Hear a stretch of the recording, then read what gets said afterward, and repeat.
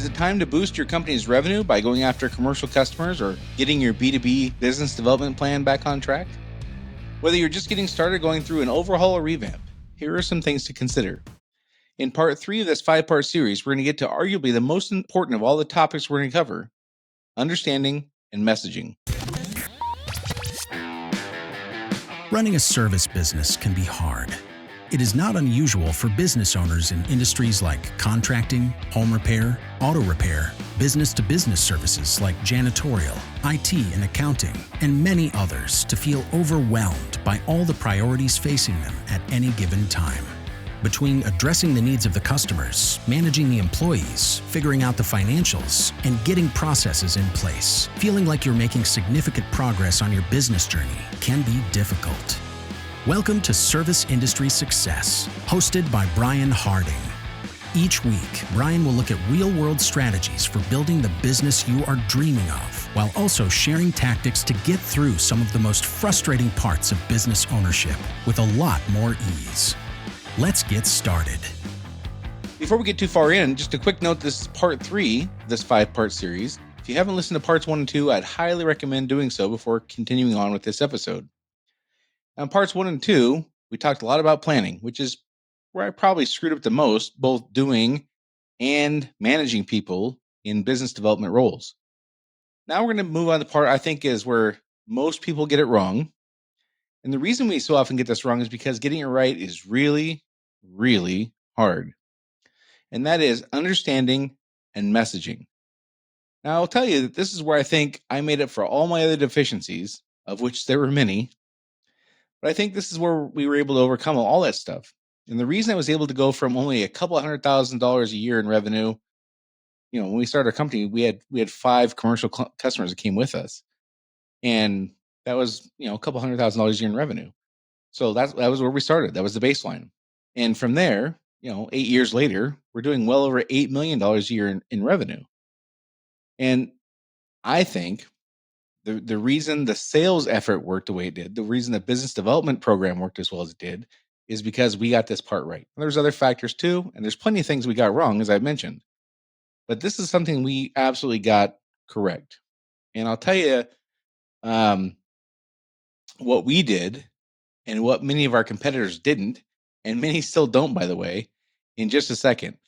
First, if you want help getting your B2B or business development program going, or want to make it more productive, I'd invite you to come check out my group called Business Tips, which stands for Business Tactics and Immediate Problem Solving. For less than $100 a month and only 2 Zoom meetings a month, you'll have a place to get immediate answers to questions you have and shorten the learning curve from the experience of other business owners. It's an ideal place to work through the challenge you're facing with properly allocating your salesperson's time, or your own, if you're the one out beating the bush, creating and improving your compelling message, which we're talking about today, learning your buyer's decision-making process and criteria, tracking, reviewing sales activities, managing your team, and many other related challenges you have. Plus, you'll learn tips and tricks I've learned over the years from personally generating over $40 million in revenue from business development and managing teams of people who've been responsible for another $40 million. To join, just go to joinbusinesstips.com. That's joinbusinesstips.com. So after we were well established, one of my favorite things to do was to go around at trade shows. So we would be vendors at trade shows supporting our customers' industries, at their annual conference or, get-togethers they would have where they would have a trade show. We did a lot of that stuff. And one of my favorite things to do was to go around those things and listen to what our competitors talked about. So I would go kind of inconspicuously get within earshot, not in a disrespectful or disruptive or rude way, but where I could hear what they were saying. I wanted to hear the pitch. First, I want to know what they thought their compelling proposition was. I want to know what they were telling people, like, here's the reason you should call us instead of those guys, us being those guys. And second, I want to know how serious our competition was, meaning, were they selling what the customers we were both pursuing wanted, or were they selling what the customers we both wanted needed? Or what they wanted the customers to want is maybe a better way to say that, if that makes any sense. So were they selling what the customers wanted, or were they selling what they wanted their customers to want? And that is a very clear distinction that, again, this is one of the things I would say top 3 or 5 things that made our company successful was getting this part right. Almost always, in fact, I can't think of a time where this wasn't true. I'm sure it was, but I can't think of a time. And if it, maybe I just didn't hear it and it was, who knows? But almost always, I would hear our competitors talk about, they had the most technical expertise or the most experience or years in the industry, best quality, best warranty, all this kind of stuff. And every time I would hear that, I would be happy and thankful because I knew they were missing the mark. Contrast that with when customers of ours would tell peers of theirs, aka our target audience, and reason for being at those trade shows. They would tell peers why they should start using our company instead of brand X. You know what our customers did not talk about as they were telling their friends and peers that they were crazy for not using our company? They didn't talk about our technical expertise, our experience or years in the industry, our quality or our warranty. They didn't talk about any of that stuff. Now, to be fair, if our quality sucked, then they wouldn't have been fans. There's no question about that. But that was not what was compelling to them. What was compelling to them was that we understood them. We knew their problems and pain points. We had processes in place to address those problems and pain points. And we provided a tremendous experience. In short, we made their lives easier and they trusted us. But if we didn't establish that just by being technically superior, which we weren't, how do we do it? Now, before I go on, let me explain what I mean about not being technically superior. I mean, we didn't necessarily have better technicians. We hired from the same pool of people everyone else did. Now, did we have rock star technicians? Of course we did. Did our competitors have rock star technicians? I'm sure they did. We didn't have better tools. We used the exact same tools everyone else did. We did technical training and learned new technologies, just like all of our competitors did. So again, if we didn't do it by getting the technical part right, we would have been dead in the water. But here's what we tuned into that our competitors didn't. Our customers and potential customers expected that we get the technical part right. In fact, I would go so far as to say they granted us that. Not only they expect it, like, you should get this right, but almost kind of well, of course you probably get this right because that's what you do. There wasn't really a way to get them to be more excited about that or to care more about how well we did the technical part right. We knew that we could blow it by not getting the technical part right, but that was not a compelling sales point. 0, meaning not making technical mistakes, is much more of a ceiling than a floor. If we went 50 or 100 or 300 days without making a technical mistake, all we did is meet expectations. So there's really no way to raise the ceiling on that. On the contrary, there were plenty of areas where we could and did raise expectations, all of which had nothing to do with how well we fixed the widget. We worked very hard to provide and explain in our sales pitch how they could trust us because we got them. We understood that what they were going through. We knew what their problems were. We knew what their life was like. We got you. We got you. We understand you. We worked very hard to figure out what they wanted. And, a condensed answer of what they wanted was they wanted a provider they could trust and who knew and addressed their pain.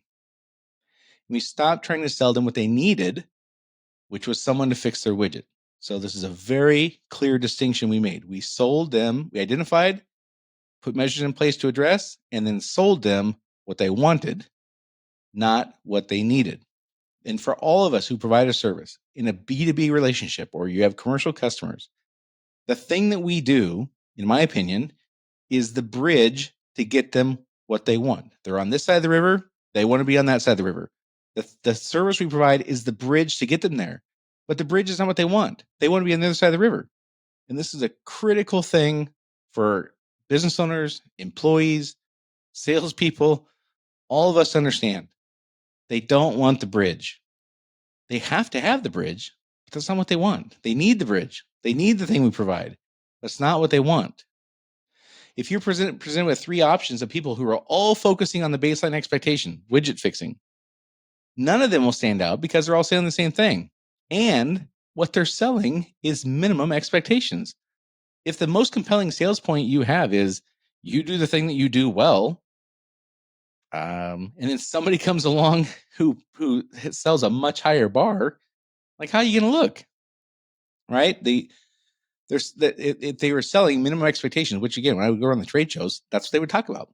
X years experience, or number of years in the industry, and our guys are the best, and we have the best training, and blah, blah, blah. They're all saying the same thing, that the widget can be fixed, as if competent people can't be found. Again, in a B2B world, it's rare that they would be in a situation where, like, holy smokes, we're really glad we found these guys because they're the only ones in the state who can fix this problem. Does it happen? I'm sure it does. I mean, if you're the only escalator repair company in your county, then they would be happy they found that. But for most of us, there's hundreds of people who they could call besides us to do the thing that we do, or dozens at least, maybe not hundreds. Now, quick pause here. Did we ever come in behind someone who had blown it by not properly fixing the widget? Yes. Did we ever look incompetent because we had made a technical mistake and a competitor came in behind us and fixed the widget we didn't? Of course. But that was way less than 10% of the time. So focusing on that outcome would have been inefficient at best and wildly ineffective at worst. I mean, if our sales pitches, we're the guys who can fix this the best. We're the ones who can do your tax return the best. We're the ones who can do your bookkeeping every month the best. We're the ones who can do your IT services the best, or your marketing the best, or your HVAC repairs the best. If they just had somebody fix it really well, or do the thing you're selling really well, where's your sales point go? Like, where do you go from there? You almost have to have them have had a poor experience for that selling point to even land. There's no way it could land if they've had if people they use fix the widget well, then okay, you're at best the same as the people I have. And I don't have the hassle and risk of changing providers. So what's in it for me to do this again? So again, for us, we decided, not even intentionally, I won't give us that much credit, kind of just bumbled into it. We just stopped talking about that stuff. It was clear that we weren't going to separate ourselves by saying the same things everybody else did. We wanted to develop trust. We wanted to sell them and provide them what they wanted, which was a much higher bar. First of all, nobody else was talking about that stuff. So nobody else was even talking the language. They couldn't sell what you were selling. They couldn't provide what you were providing because they weren't even tuned into that's what people wanted. So getting back to my point earlier, in B2B relationships, people want trust. So what is trust? Well, my version, and I Googled the definition, and other definitions aligned with what I'm looking for. So here's my version. Yours might be different. That's fine. But trust is kind of a two-part thing, in my opinion, when it comes to B2B or commercial relationships with commercial customers. First is you have to have aligned goals / a belief that the person cares if I'm successful. I have to have that. If I'm going to trust somebody, I can't trust somebody who isn't rooting for me, who isn't sincerely interested in me doing the thing I want to do. I can't trust somebody who's really, really good, but wants me to have a poor outcome or is indifferent to it. Like, part of trust has got to be a belief that the person who I trust cares if I get what I want, or if I'm successful, or if our goals are aligned. I trust the pilot on the plane because we both want to land. I would not trust a pilot on a plane who declared they were on a kamikaze mission. That would ruin it for me. So the first part is aligned goals or belief that the person cares if I'm successful. The second part, of course, is competence in helping me be successful. I could, one of my kids could want to be the pilot and they're not competent. I don't trust them to fly the plane. So it's kind of twofold, in my opinion. We got to have aligned goals or belief that the person cares, and competence, and primarily competence in the experience, again, not the technical. Lots of our competitors can be technically proficient and provide a horrible experience. That's not what they want competence in. They want competence in people providing a great experience, i.e., giving me what I want, providing me a path to have less discomfort, less pain, less frustration, right? So, long-winded explanation of trust there. But in order to establish trust, I have to demonstrate that I do care. I have empathy. I understand. I recognize it. I get it. And I'm there for you. Sorry you're going through this. I care. I have empathy. And that I can solve the problem they want solved. So one of which in our case was our customers didn't want to ever be in a situation where they would be asked by somebody, what's going on with that particular job? And they would have to say, I don't know. Having to declare that they didn't know what was happening was catastrophic for a wide variety of reasons. I'll cover a few here. One, it makes them look incompetent. Now, whether that's real or perceived, I couldn't tell you. But they believed if their boss called and said what's happening and they had to say, I don't know, they believe their boss would think they're incompetent or their customers. So it could put their career or their income in jeopardy. It made it seem like to the people counting on them that they couldn't handle what they were tasked with. Like, okay, well, you're at the ceiling of what your capacity is for handling things like this. I guess we won't consider you for that promotion. And there's many other negative outcomes, but the main point was they didn't want to be put in a situation where they had to say, I don't know. That was what they wanted. We solved that problem. Life is good. So we addressed that, not the problem they needed solved, like fixing the widget. 100% of our messaging was about solving problems they wanted solved, like never being in a situation where they didn't know what was going on. They would have to say, I don't know. 0% of our messaging was trying to get them to care more about something they didn't perceive as a problem, like getting a widget properly fixed.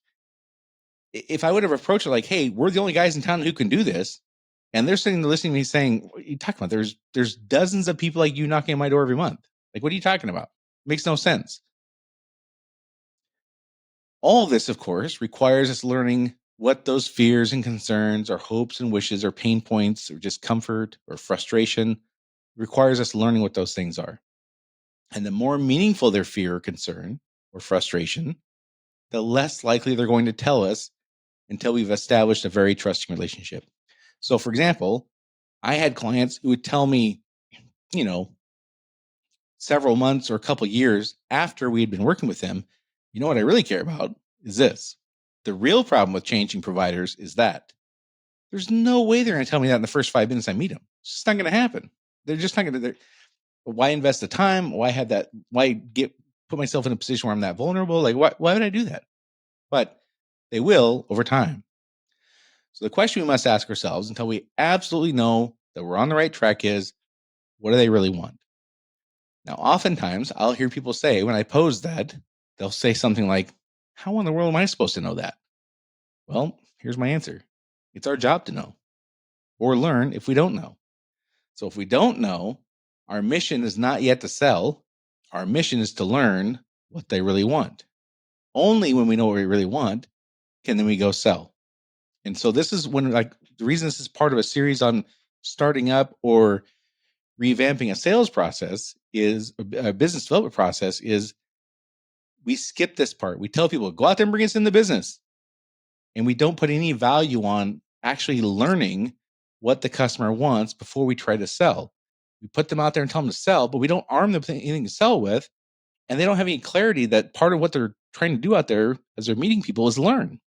And so it's completely off the rails from the beginning. So if we don't know what they want, our mission is not yet to sell. Our mission is to learn what they really want. Then once we do, that is what our messaging will talk about nonstop. In every B2B relationship, there's risk and hassle when making a change.